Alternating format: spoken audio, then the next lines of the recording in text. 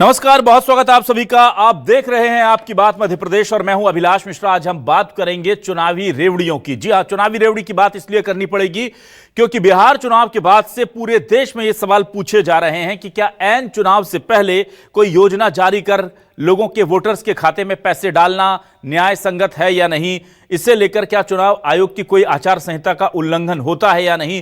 कांग्रेस इस मुद्दे को बढ़ चढ़कर उठा रही है। मध्य प्रदेश कांग्रेस के नेता चुनाव आयोग कार्यालय पहुंचे और वहां पर उन्होंने मांग की कि या तो आप इन्हें इस तरह से पैसे बांटने से रोकिए या फिर हमें अधिकार दीजिए, हर कैंडिडेट को अधिकार दीजिए कि वो भी अपने चुनाव प्रचार के दौरान चुनाव आचार संहिता में लोगों को पैसे बांट सके, क्योंकि यह काम सरकारें खुलकर के कर रही हैं, यह कहना है कांग्रेस का। इधर आपको बता दें कि कुछ डेटा जो निकलकर सामने आया है वो बड़ा दिलचस्प है। कहा जा रहा है कि चुनाव आयोग ने जहां जहां लास्ट के चुनाव के टाइम पर वोटिंग के कुछ दिन पहले इस तरह के बंटने वाले पैसे पर रोक लगाई, वहां वहां सरकारें गिर गईं। जो सरकार थी पार्टी की, अगर वो किसी स्कीम के जरिए पैसा देना चाहती थी और या कोई सामान देना चाहती थी वोटर को, अगर चुनाव आयोग ने कहा कि आचार संहिता का उल्लंघन हो जाएगा, आप इसे मत कीजिए, और वो नहीं बांट पाए, नहीं दे पाए, तो वहां सरकारें गिर गईं। और जहां जहां चुनाव आयोग ने छूट दे दी कि ठीक है आप दे सकते हैं क्योंकि आपकी कार्रवाई पहले शुरू हुई या इसका जो भी रीजन हो, वहां वहां सरकारें रिपीट हो गईं। इस तरह का डेटा निकलकर सामने आ रहा है। इसीलिए यह बहुत सारे सवालों के साथ शुरू करते हैं आपकी बात।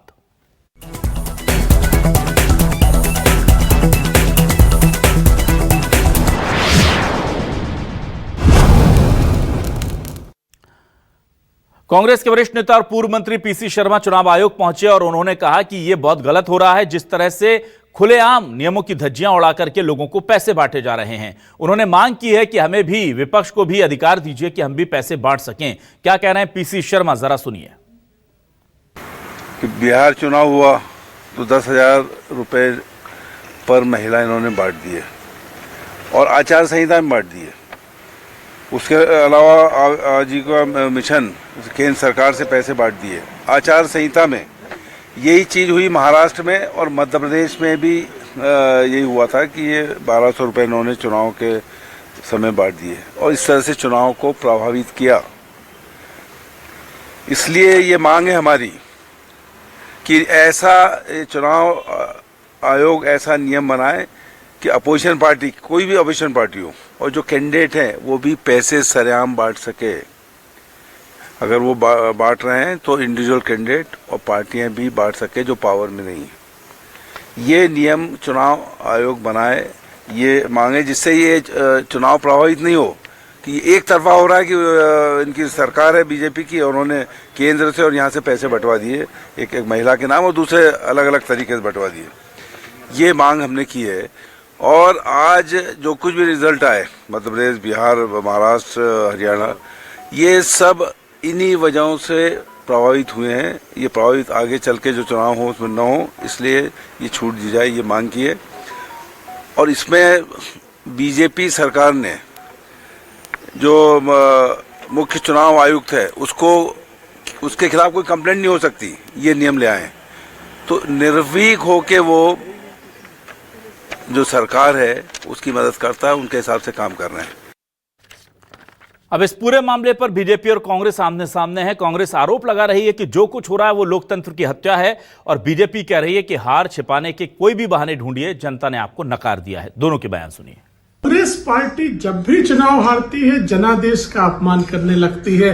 कांग्रेस पार्टी को ये समझना पड़ेगा कि कांग्रेस की रीति नीति को देश की जनता लगातार नकार रही है और देश हो चाहे प्रदेश हो, महिला सशक्तिकरण के लिए भारतीय जनता पार्टी सदैव दृढ़ संकल्पित है और भविष्य में भी महिला सशक्तिकरण के लिए योजनाएं चलती रहेंगी। लेकिन आरोप लगाने से पहले कांग्रेस को बताना चाहिए कि इसी तरह की योजना झारखंड में कांग्रेस समर्थित सरकार द्वारा भी चल रही है। भाजपा जिस तरीके से चुनाव आयोग की मेहरबानी से उन योजनाओं का भी लाभ चलते चुनाव में मतदाताओं को दे देती है, आचार चुनावी संहिता होने के कारण प्रतिबंधित माना जाता था। तो इसी को हमने तंज कसते हुए, इसी को हमने व्यंग्यात्मक शैली में एक ज्ञापन के माध्यम से निर्वाचन आयोग को जगाने का, उसको झकझोरने का काम किया है कि जो निष्पक्षता की अपेक्षा आपसे रहती है और जिस तरीके का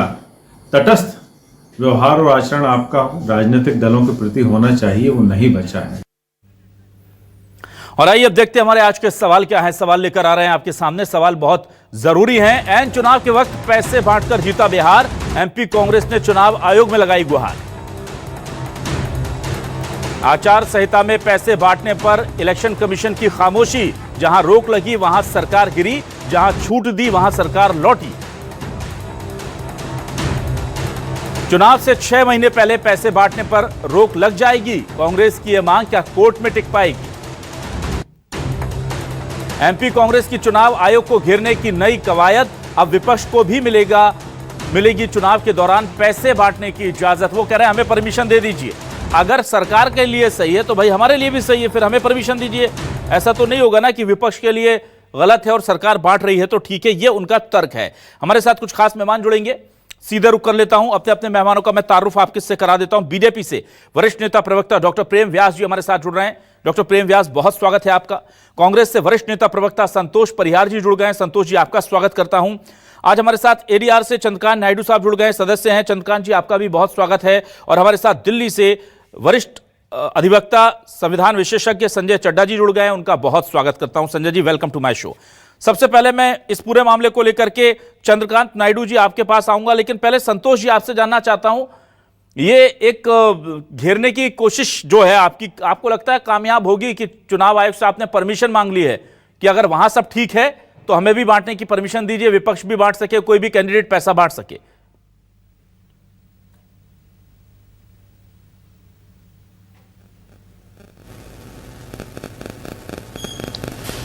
परिहार जी, आप मुझे सुन पा रहे हैं?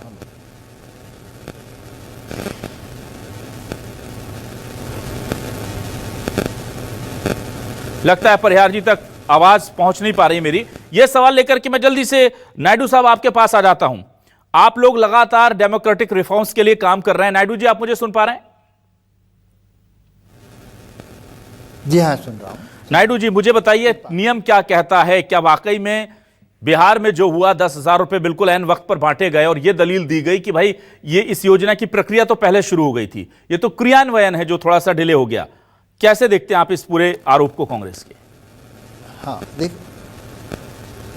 देखिए हम लोग अगर इसको एडीआर की नज़र से देखें या कुल मिलाकर वोटर की नज़र से देखें तो ये सीधा सीधा उल्लंघन है नैतिकता का।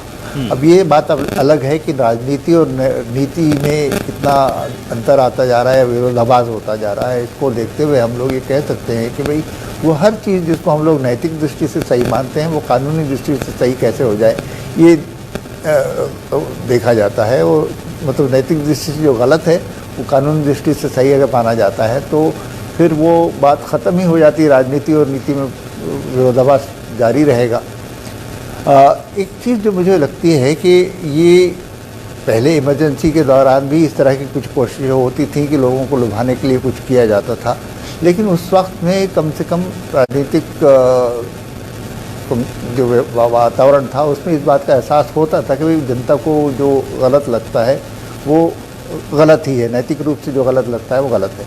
अब वो धीरे धीरे कम होती जा रही है और अब ये पूरी तरह से स्पष्ट होता जा रहा है कि देखिए जो कुछ राजनीति की दृष्टि से सही है वही सही है, कानूनी दृष्टि से या नैतिक दृष्टि से सही है या नहीं, इसकी कोई चिंता नहीं कर रहा है। और जो शासन में रहते हुए प्रधानमंत्री खुद भी रेवड़ी पार्टी को लेके कई मरतबा कुछ कह चुके हैं, तो वो चीज़ें जब खुद पार्टी कर रही है तब वो कैसे गलत नहीं हो सकता, वो कैसे सही साबित हो सकता है, ये भी देखने वाली बात है। और मूल रूप से तो बात बिल्कुल साफ साफ नज़र आती है कि भाई आप जो भी कानून है उसका उल्लंघन अगर करना है तो उसको चुनाव के साथ में जोड़ दीजिए और कोई कुछ कहने वाला नहीं। और जायज़ लगती है इस लिहाज से देखा जाए तो कि भाई विपक्ष ये कहें कि भाई अगर हम लोग ये करें तो कैसे गलत होगा। ठीक है नायडू जी। चलिए संतोष जी, अब आप मुझे सुन पा रहे हैं?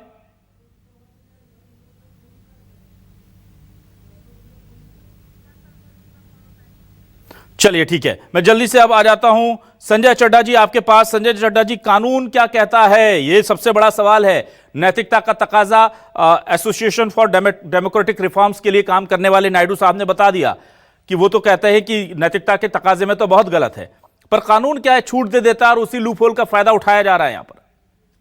अभिलाष जी धन्यवाद। और मेरी आवाज तो पहुंच रही जी होगी जी बिल्कुल शायद। संजय जी।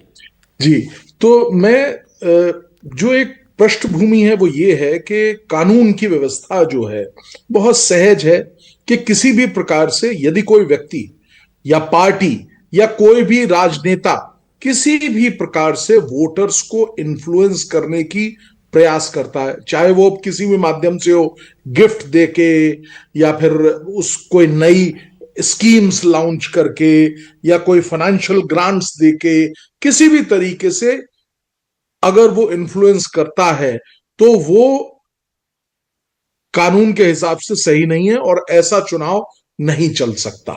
ये तो एक परिपाटी है, ये एक बात है। अब आ जाते हैं आचार संहिता की एक डेडलाइन बनाई जाती है, जो जब चुनाव की तिथि नियत हो गई और चुनाव का सब कुछ निर्धारण हो गया, अब उसकी एक तिथि आ गई, उससे पहले से चुनाव आचार संहिता लग गई। अर्थात उस वक्त से जो राजनीतिक पार्टी वहां पे पॉलिटिकली एक्टिव है, अर्थात वहां पे राज कर रही है उस राज्य में, अगर किसी राज्य को हम ले रहे हैं तो उसके किसी भी प्रकार का कोई भी निर्णय लेने का, महत्वपूर्ण निर्णय लेने का उनके पास कोई भी पावर नहीं बचती है, क्योंकि आचार संहिता हो जाती है। और उनको अगर कोई निर्णय लेने हैं जो कि रेगुलर बेसिस के हैं, जिनके बगैर देश चल ही नहीं सकता, प्रदेश चल ही नहीं सकता, तो सिर्फ उसी तरह के निर्णय लेंगे वो। तो ये भी हमें बचाती है। अब आ जाता है कि किसी ने कहा कि भाई सबको पता होता है कि भाई जनवरी में चुनाव है, तो आज नवंबर चल रहा है, थोड़े दिन बाद तो चुनाव का डिक्लेरेशन हो जाएगा, तो क्या 3 दिन पहले चुनाव जो आचार संहिता है वो 10 दिन बाद लागू होनी है, उन 10 दिनों में कोई निर्णय हो जाए। तो इन तमाम चीजों को निर्धारित करने से कि भाई कौन से ऐसे डिसीजंस हैं जो इन्फ्लुएंस करते हैं, जो प्रभावित करते हैं, इसका अधिकार जो है वो चुनाव आयोग को दिया गया है। और चुनाव आयोग जो कि कॉन्स्टिट्यूशनल बॉडी है, उसको बहुत स्पष्ट रूप से कॉन्स्टिट्यूशन ने कहा है निष्पक्ष, निर्भीक और बिना किसी उसके आपको स्वच्छ चुनाव करना है। ये उसकी ड्यूटी है सबसे अहम। और इसी संदर्भ में अगर मैं आपको उदाहरण देना शुरू करूं, सैकड़ों ऐसे उदाहरण है जहां पे चुनाव आयोग ने ऐसी नई स्कीम्स को, चाहे वो आचार संहिता से पहले भी हुई हो, प्लीज ये माइंड करिए, बहुत अहम बात है। अगर ऐसी कोई स्कीम, जैसे कि राजस्थान में एक स्कीम आई थी, मुझे लगता है वो जो स्मार्टफोन्स की, इंदिरा गांधी स्मार्टफोन्स, उसको जब वितरण हो रहा था, चुनाव आयोग ने कहा ये गलत है, ये इन्फ्लुएंस कर रहा है, इसको रोक दीजिए। इसी प्रकार से तेलंगाना में मुझे याद पड़ रहा है एक स्कीम थी, जैसे कि प्राइम मिनिस्टर किसान योजना है, उसी प्रकार से चीफ मिनिस्टर किसान योजना के तहत कुछ 1 रुपया, 2000 रुपए या 1800 रुपए प्रत्येक किसान के अकाउंट में डालने थे, तो चुनाव आयोग सामने आया और उसको रोका। तो आपके माध्यम से ये तो मैंने बताने का प्रयास किया कि ये चुनाव आयोग का सर्वोपरि एक कार्य है कि उनको रोकना है, किसी भी प्रकार से चुनाव में ऐसे एक्ट ना हो कि आप ऐसी पोजीशन पे हैं, अर्थात आप सरकार में हैं, आप ऐसे एक्ट करके, ग्रांट्स देके, कैश डिस्ट्रीब्यूशन करके, ऑन अकाउंट में डिस्ट्रीब्यूशन करके, या आपकी भाषा अगर मैं आपके शब्दों को चुराऊं, रेवड़ियों को बांट के चुनाव में वोटर्स को इन्फ्लुएंस करते हैं, तो ऐसा इन्फ्लुएंस कानूनी तौर पे स्वीकार योग्य नहीं है। और ऐसे इन्फ्लुएंस को इलेक्शन कमीशन को इमीडिएटली रोकने का पूरा अख्तियार है, राइट है और सब कुछ है। चलिए ठीक है, ये मैंने कानूनी व्यवस्था बताई। ठीक है संजय जी, ये व्यवस्था कानूनी बनी हुई है। डॉक्टर प्रेम व्यास जी, अब आपके पास आ जाते हैं। जरा मुझे बताइए सर, ये इतने सारे एग्जाम्पल हमें देखने को मिल रहे हैं और खुद संजय चड्ढा जी ने बताया कि स्मार्टफोन आप नहीं बांट सकते हैं।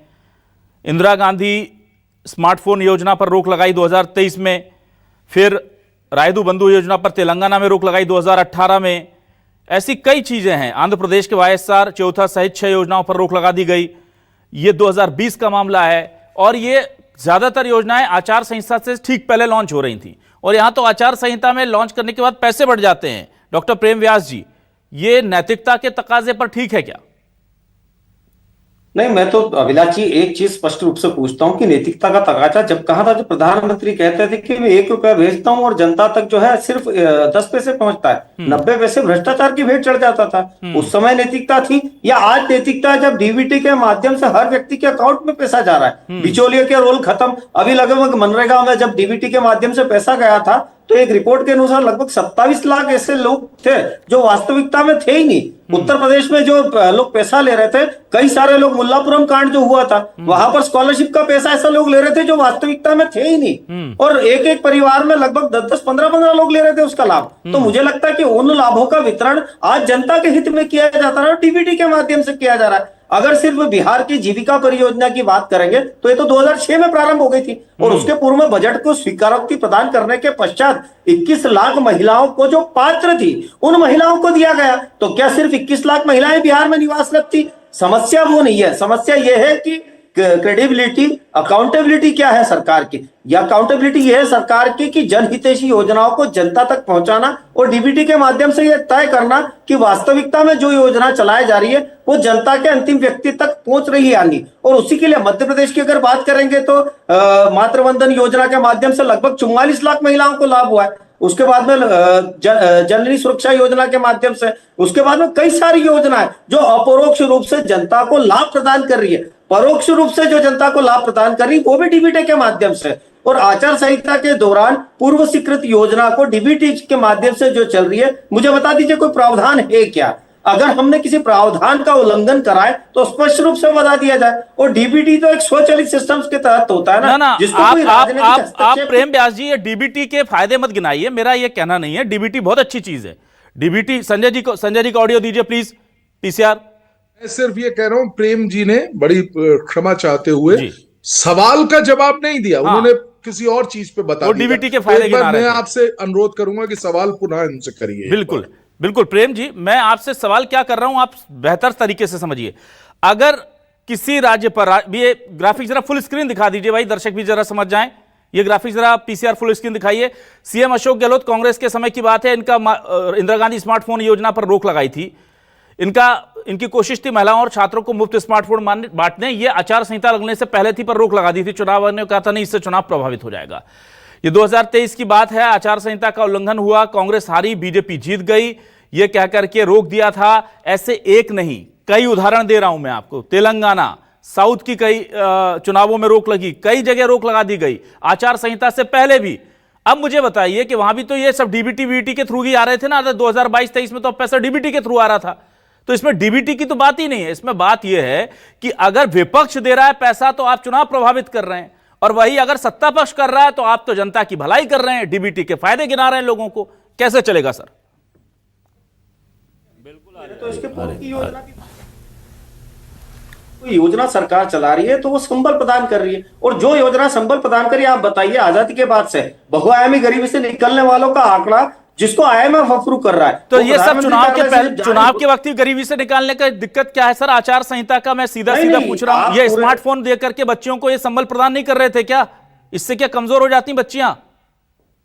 अभिलाष जी मुझे बताइए ना, लाडली बहना, लाडली लक्ष्मण, उसके बाद जननी सुरक्षा योजना, ये वास्तविकता में संबल प्रदान कर दी या सिर्फ स्मार्टफोन? ना बात, मैं योजना की उपयोगिता पर बात नहीं कर रहा प्रेम जी, मैं डीबीटी के फायदों पे बात नहीं कर रहा, मैं उसकी टाइमिंग पर बात कर रहा हूं कि उसी टाइम पर सारी अच्छाई आपको, सारा कहते हैं ना समाज सेवा सरकार को उसी वक्त क्यों सूझती है जब, और वो भी सूझती है, अच्छी बात है, जब विपक्ष को सूझती है तो वो चुनाव आयोग का उल्लंघन है, और जब सत्ता पक्ष को सूझती है तो फिर उधर खामोशी है। सवाल आज डिबेट इसका है।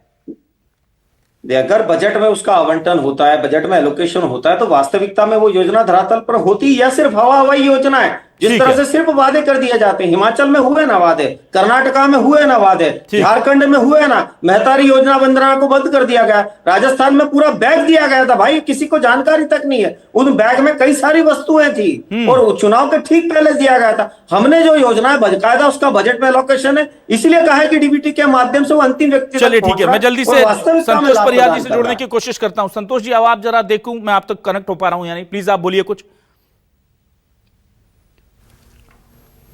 संतोष जी, आपकी आवाज मुझ तक पहुंची नहीं। जी बोले। जी संतोष जी, अब मैं आपका जवाब चाहता हूं, कांग्रेस क्या कहेगी इस पूरे मामले को लेकर? देखिए, कांग्रेस का स्टैंड साफ साफ है कि चुनाव आयोग पूरी तरीके से जो है भारतीय जनता पार्टी के कठपुतली के रूप में काम कर रहा है। जहां चुनाव हो रहे हैं 2 दिन पहले तक पैसे जमा हो रहे हैं, उनके खाते में पैसे जा रहे हैं और पूरी तरीके, तो इससे क्या मैसेज देना चाहते हैं? और अभी तक जो है इतने सारे जो जी बोलिए इतने सारे जो इतनी सारी बातें हुई, प्रधानमंत्री की 80-20 की स्पीच बात हुई है, मंगलसूत्र छीनने की बात होती है, तो चुनाव आयोग तो मुकद्दर तक बना हुआ है। चुनाव आयोग केवल जो है शांत बैठा हुआ है, भारतीय जनता पार्टी के एजेंट के रूप में काम कर रहा है। अब अगर पैसे बांटने की बात है तो आप सबको बोल दो कि पैसे बांट दो, उससे क्या हो रहा है? आप केवल चुनाव प्रभावित करने की बात करते हैं, वोट बढ़ा देते हैं और लोकतंत्र को जो है पूरी तरीके से जो है चुनाव आयोग के उसके सौंपने का काम कर रहा है। चुनाव आयोग भारतीय जनता पार्टी की झोली में करके रहा है। चुनाव आयोग केवल एजेंट के रूप में काम कर रहा है। और अभिलाष जी, सबसे बड़ी बात यह है कि इतने सारे चुनाव होते हैं तो जहां पे इनकी सरकार रहती है तो वहां पे सारी छूट रहती है। जहां इनकी सरकार रहती है वहां पे जो है मंगलसूत्र छीनने की बात करेंगे, लोगों के आखिरी दिन पैसे डालने की बात करेंगे, तो ये इससे तो ये होता है कि आप पैसे बांटने की छूट सभी पार्टियों को दे दो, जिसको जो पैसे बांटेगी वो प्रभावित कर लेगी। तो एक तरफ तो जो आप पैसे पकड़ने की बात करते हो और दूसरी तरफ जो उनके खाते में पैसे डालते हो, तो ये क्या है? ये केवल जो है भारतीय जनता पार्टी को ओबलाइज करने का काम चुनाव आयोग कर रहा है, क्योंकि चुनाव आयोग को मालूम है कि हमारे ऊपर कोई अपील हो नहीं सकती है।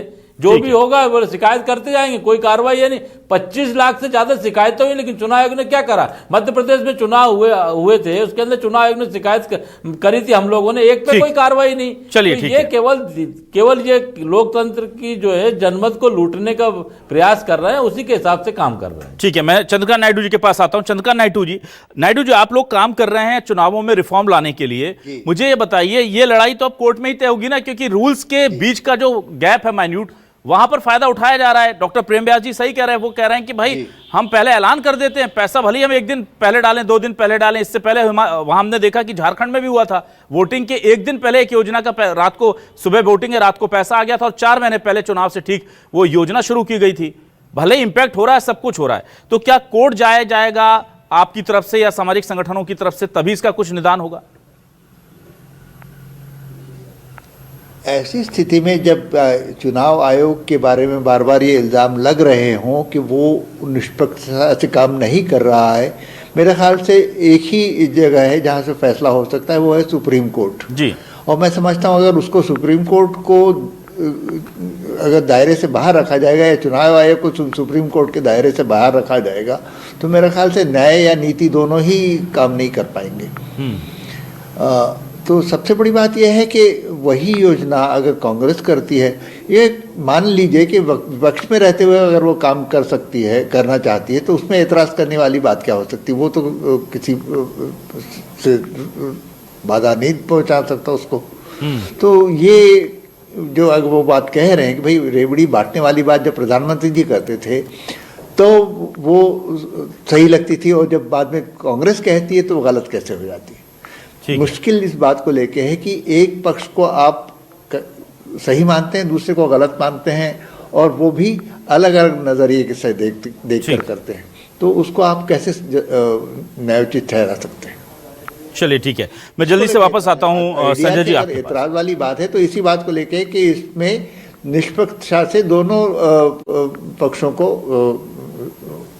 देखा जाना चाहिए। ठीक है, संजय जी आपके पास आता हूं। संजय जी, अगर इसको लेकर के कांग्रेस, एडीआर या कोई भी सामाजिक संगठन सुप्रीम कोर्ट आता है, तो क्या आपको लगता है कि वहां से कोई रास्ता निकल सकता है कि इस तरह की चीजों पर रोक लगे? क्योंकि ये तो वाकई में देखा जा रहा है, मेरे पास तो अभी हाल ही के 3-4 साल के अंदर के 5 राज्यों के डेटा है कि जहां जहां रोक लगा दी वहां वहां सरकारें निपट गई, जहां जहां छूट दे दी वहां वहां सरकार रिपीट हो गई, और ये सीधे सीधे सरकारों के फेवर में चीजें जा रही हैं।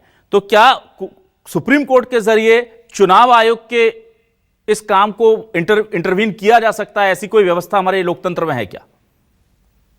अभिलाष जी, पहले तो आपको मुबारक कि आपने आपकी इतनी गहन स्टडी रही कि आपने वो आंकड़े निकाल के हम सब लोगों के समक्ष रखे, पहली चीज। दूसरी चीज जो सबसे अहम है, नायडू जी ने कहा कि शायद ऐसी व्यवस्था नहीं है। नहीं, ऐसी प्रबुद्ध और बड़ी सुदृढ़ व्यवस्था हमारे कॉन्स्टिट्यूशन में है क्या कि अगर कोई भी कॉन्स्टिट्यूशनल मशीनरी सही कार्य नहीं कर पा रही है तो आप जा सकते हैं जुडिशरी के समक्ष, आप कह सकते हैं कि ये देखिए ये आंकड़े हैं, और इससे पहले क्या कदम उठना चाहिए वो भी मैं छोटे से संक्षेप में 2 लाइन में बताने का प्रयास करूंगा कि ये एक पूरा लॉ का एक पुराना एक जो सिद्धांत होता है जिसको कहते हैं लिफ्टिंग ऑफ कॉर्पोरेट वेल, जो यहां पे लागू नहीं होता वो अलग वो है, लेकिन यहां पे लिफ्टिंग ऑफ कॉर्पोरेट वेल जरूर लागू दूसरे अंदाज में होगा, शाब्दिक उसका शब्द कुछ और होगा, लेकिन लिफ्टिंग ऑफ कॉर्पोरेट वेल का फॉर्मूला अर्थात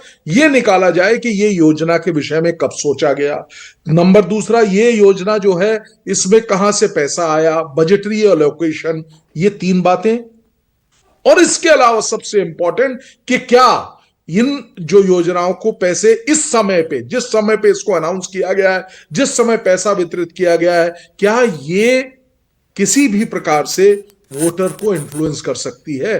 तो लिफ्ट करके अंदर का देख के सारी व्यवस्था को और इस चीज का निर्णय लेना बहुत आवश्यक है इलेक्शन कमीशन के द्वारा। अब इलेक्शन कमीशन ये कब करेगी, जब कोई शिकायत होगी, और अगर इलेक्शन कमीशन उस पर कार्य नहीं करती है तो जो शिकायत करता है पॉलिटिकल पार्टी है, उसके पास पूरा अधिकार है, वो जा सकता है सुप्रीम कोर्ट व अन्य constitutional court including high courts भी जा सकते हैं। तो मुझे ऐसा लगता है कि जहां पे भी कानून को अगर ध्वस्त करने का प्रयास किया जाएगा किसी भी प्रकार से, उसके विरुद्ध आप हाई कोर्ट, सुप्रीम कोर्ट कहीं भी जा सकते हैं, और बिल्कुल मुझे ऐसा लगता है कि न्याय मिलना चाहिए। ठीक है संजय जी। तो संतोष जी, आप देखिए चुनाव आयोग पहुंचे थे आपके, अच्छा मुझे एक बड़ी हैरानी होती है कि आप लोग चुनाव आयोग को बोलते हैं कि ये बीजेपी के साथ मिलीभगत में है, और फिर चुनाव आयोग के पास ही जाके शिकायत करते हैं, फिर चुनाव आयोग के लिए प्रेस कॉन्फ्रेंस करते हैं कि वोटर लिस्ट में गड़बड़ी है, वो कहते हैं कोर्ट चले जाओ, तो कोर्ट नहीं जाते हो। तो आप लोगों को एड्रेस शायद किसी ने गलत दे दिया है। आप बोल रहे हैं कि अगर ये सदस्य या ये जो गड़बड़ कर रहे हैं इनकी शिकायत इन्हीं से करेंगे तो कहां सुनवाई होगी। सर अगर आप समझिए ना, ये तो बेसिक सिद्धांत है। अगर आपको इनकी शिकायत करनी है तो कहीं और जाना पड़ेगा जो इनको पूछ सके। आप उन्हीं के पास जाते हैं और वो कोर्ट के लिए वो बार बार बीजेपी कहती है आप एफिडेविट दे दीजिए, कोर्ट चले जाइए। ये आज जो बीजेपी कांग्रेस का प्रतिनिधि मंडल पीसी शर्मा जी के नेतृत्व में मध्य प्रदेश के चुनाव आयुक्त कार्यालय पहुंचा, ये हाईकोर्ट चले जाते तो ज्यादा अच्छा था। और जो मेरी जानकारी है वो ये है कि कांग्रेस के पास तो बड़े बड़े वकीलों की फौज है, बहुत अच्छे वकील हैं आपके पास, तो देश के टॉप मोस्ट वकील हैं, कुछ आपके साथ अभी भी हैं, कुछ पहले थे, वो भी आपके लिए काम करेंगे भाई। तो सही जगह उठाएंगे मसला तो देश का ज्यादा भला होगा, अगर इससे देश का भला होना है तो। देखिए अभिलाष जी, आपने जो बोला है उसके अंदर वो भी करा जाएगा, और जहां तक जो है ये जो भी सबके डाटा है वो डाटा जो है पूरे डोमेन में है। अगर जो है बिहार के अंदर 10-10 हजार रुपए जो है पहले चुनाव के एक दिन पहले तक डाले गए, ये सबके उसमें है, जानकारी में है, और पूरी तरीके से जहां तक कोर्ट की बात है तो कोर्ट में भी जाया जाएगा। ये तो जनता को लोकतंत्र बताने का काम किया जा रहा है। और आप जो छत्तीसगढ़ वहां की बात करें, चुनाव आयोग को सख्त रहना चाहिए, जो चुनाव आयोग रहता नहीं है। अभी तक चुनाव आयोग ने कौन से नेता को बैन लगाया कि इसकी हार्ट स्पीच जो है बहुत खराब थी, उसको 2 दिन के लिए बैन करा जाए। ये केवल पहले होता था, अब कुछ नहीं हो रहा है। चुनाव आयोग पूरी तरीके से उसको मालूम है कि कुछ हमारा हो नहीं सकता, इसलिए कुछ भी करते जा रहा है। लेकिन लोकतंत्र के लिए खतरा है कि जो है पैसे के प्रभाव से अभी 14,000 करोड़ का लोन ले लिया गया बिहार में, और उसको जो सबको बांट दिया गया, और बाद में क्या करेंगे वो दिखेगा उसको। तो ये आप जो बोल रहे हैं कोर्ट जाने की बात, तो कोर्ट भी निश्चित तौर पे जाया जाएगा, लेकिन जनता को पहले बताएं तो कि ये जो है भारतीय जनता पार्टी के एजेंट के रूप में चुनाव आयोग जो काम कर रहा है, देश को मालूम होना चाहिए। कोर्ट में भी जाएंगे वो भी दिखेगा। और जहां तक शिकायतों की है, बहुत शिकायतें हुई हैं वहां पे, और कोर्ट में भी कई जगह चल रहा है, और आगे और होगा उसके अंदर। चलिए ठीक है, मेन जो है लोकतंत्र में डॉक्टर प्रेम व्यास जी आपके पास आता हूं। डॉक्टर प्रेम व्यास जी, जा रहा है ये जो है ठगने काम करा जा रहा है। ठीक सर। डॉक्टर प्रेम व्यास जी, चलिए आज आप सत्ता में, अच्छी बात है, पर लोकतंत्र है, लोकतंत्र और प्रकृति का जो संतुलन है वो बना रहता है, ये पूरी दुनिया देख चुकी है। दोनों अपना अपना संतुलन बना लेते हैं, कैसे भी बनाए वो बना लेते हैं। कल को आप भी जाएंगे विपक्ष में, ऐसा तो नहीं है कि अमर होकर के आए हम सत्ता के लिए। लेकिन मुझे बताइए, अगर ये नियम की मांग की जा रही है जनता की तरफ से कि भाई 6 महीने का एक बफर पीरियड दे दें कि direct beneficiary transfer, cash, direct cash transfer की कोई स्कीम ऐसी कोई स्कीम जिसमें आप सामान दे रहे हैं, ट्रैक्टर दे रहे हैं, टीवी दे रहे हैं, लैपटॉप दे रहे हैं, स्कूटी दे रहे हैं, जो सीधे तौर पर वोटर को प्रभावित करती है, ये सभी पार्टियों के लिए आप फिक्स कर दें कि 6 महीने पहले या तो लॉन्च कीजिए, चुनाव से 6 महीने पहले आप लॉन्च नहीं कर सकते। आप क्या करते हैं कि 10,000 दिए और कह दिया कि 1,90,000 और देंगे, जिता दो, तो जाहिर सी बात है फिर आदमी कहीं ना कहीं प्रभाव में तो आएगा ना। और हमने लोगों का इतना आर्थिक संबल बना दिया, जब आप 10,000 रुपए दे करके चुनावों को प्रभावित करने की मंशा रखते, इसी से पता चलता है कि हमने अपनी जनता को कितना आर्थिक संबल दिया है अभी तक। तो मुझे बताइए, ये तो आपके फायदे के लिए भी है ना, कल को आप विपक्ष में रहेंगे तो आपके लिए भी लड़ाई आसान होगी, वरना यही सारे टूल कांग्रेस को मिल जाएंगे। और वो होता ही है ये कि व्यवस्थाएं बना ली जाती हैं अपनी सुविधा के लिए, लेकिन जब लोकतंत्र का थपेड़ा आता है तो इधर के वाले उधर हो जाते हैं, इधर वाले आके मिलते हैं, उनको वो सारी व्यवस्थाएं बनी मिलती हैं, फिर उसका मिसयूज होता है।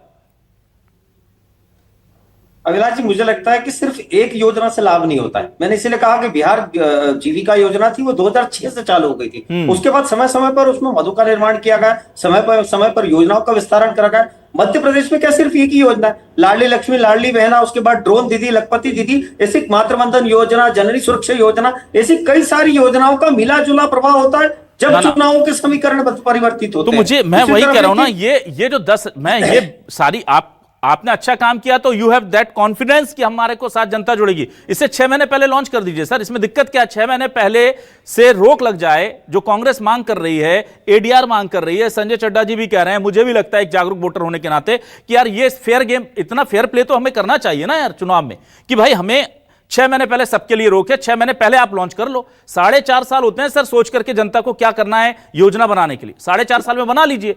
ये जब देखा कि भाई सर्वे में पीछे हुए हैं, छूट रहे हैं, तो क्या करो 2-4-10 लाख या 2,000-10,000 की कोई योजना लानी पड़ेगी। ये जो लास्ट टाइम आपकी इमरजेंसी क्राइसिस मैनेजमेंट जो होता है ना, वहां गड़बड़ हो जाती है। 6 महीने पहले कर लीजिए। ये इसमें दिक्कत है क्या बीजेपी को कोई, या साथ है बीजेपी इस मांग की? देखिए, निश्चित रूप से वो सरकार को तय करना, लेकिन मैं इस बात का आपका विरोध करता हूं कि सिर्फ एक ही योजना 10,000 की, जिसके कारण जो है चुनाव बदला। इसीलिए मैंने तमाम तरह की योजनाओं की बात करी। आज लगभग वहां पर 10 फैक्ट्रीज का निर्माण हुआ। डॉक्टर प्रेम व्यास जी, शिवराज जी का आपने कुछ दिनों पहले का बयान सुना है क्या? वो कह रहे हैं कि हमारी लाडली बहना की वजह से हमारी सरकार दोबारा लौटी थी। उन्होंने कहा ना अभिलाष जी, कोई योजना प्रमुख होती, लेकिन उसके साथ तो भाई प्रमुख योजना की तो बात कर रहे हैं, मतलब आपके नेता कह रहे हैं तो प्रमुख ठीक है, हम कह रहे हैं तो कह रहे हैं एक योजना को मत गिनाइए। आपके शिवराज जी ने गिनाया ना, एक योजना गिनाई ना, उन्होंने जीतकर क्रेडिट एक को दिया, हम दे रहे हैं तो गड़बड़ है। अभिलाष जी, मैंने कहा कि सिर्फ एक योजना नहीं है, कई सारी योजनाएं जिसका मिला मैं आपको वही कह रहा हूं, लेकिन वो योजनाएं जो चुनाव को प्रभावित करती हैं बिल्कुल पास आकर के, क्या बीजेपी नैतिकता के आधार पर इस मांग के साथ है कि 6 महीने पहले ये सारी चीजें कॉर्डन ऑफ कर देनी चाहिए? बंद है भाई, इससे पहले करना जो कर लो, 2 लाख डालो, 10 करोड़ डालो, 15 लाख डालो, जितना डालना है अकाउंट में डलवा लो, 6 महीने पहले से डलवाना शुरू करो, ताकि कम से कम 6 महीने तक तो आए। ये क्या है, चुनाव से 1 दिन 2 दिन पहले डाल दिया और एक किस्त दी, जीत गए तो देखेंगे, हार गए तो जयराम जी की। ये क्या तरीका चल रहा है लोकतंत्र में? अभिलाष जी, मुझे लगता है सत्र प्रारंभ होने के पहले सभी दलों को समन्वय की स्थिति स्थापित करने, इस विषय में चर्चा करनी चाहिए। और उसके बाद में सदन से ज्यादा अच्छा वातावरण कहाँ मिलेगा? अगर इस तरह की कोई योजना है और इस तरह का कोई प्रारूप बनाना है, तो मुझे लग रहा है ऑथेंटिक होना चाहिए। एक तरफ चुनाव आयोग पे प्रहार करेंगे, दूसरी तरफ चुनाव आयोग से गुहार करेंगे, एक तरफ सुप्रीम कोर्ट पे प्रहार करेंगे, उसके बाद 17 दल मिलके जाएंगे और कहेंगे कि ईडी और सीबीआई की कार्रवाई हम पे नहीं होना चाहिए। कपिल सिब्बल साहब ने आवेदन लगाया था, सुप्रीम कोर्ट ने मुस्कुराते हुए जवाब दिया था कि क्या यह संभव है? तो मुझे लगता है कि बोलने की बात अलग है, करने की बात अलग है।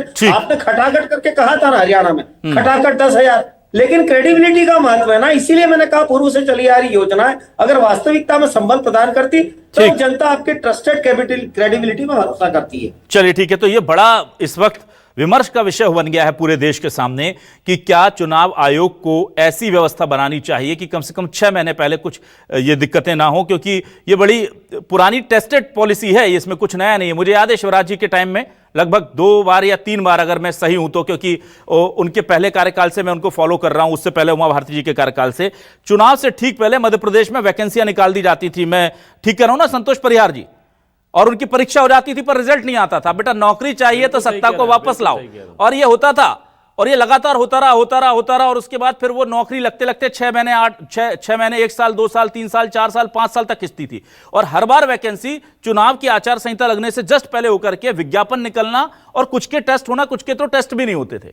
तो आदमी इमोशनली ब्लैकमेल होता था कि यार अगर यह सरकार चली गई और नई सरकार ने आकर के ये वैकेंसी पर रोक लगा दी तो हम तो मर जाएंगे, तो एक काम करो, पसंद ना हो तो भी वोट कर दो। ये सब चीजें जो हैं लोकतंत्र में अब जनता समझने लगी है। इस तरह की चीजों से बचना चाहिए, क्योंकि मैं बार बार कहता हूं एक शेर कि सत्ता किसी की सगी नहीं होती।